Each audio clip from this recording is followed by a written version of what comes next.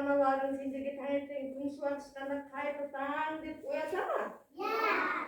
Жарайсыңдар балалар, онда біз де өзіміздің денелерімізді қайырлы таң деп оятайық кәне. Қанекей, бәріміз күнмен бірге қайырлы таң. Бірінші көздерін көргенім ояныңдар, ояныңдар,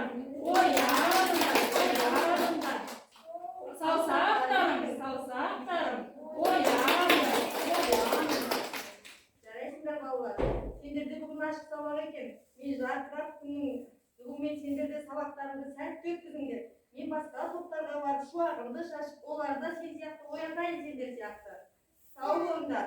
Сау болыңдар.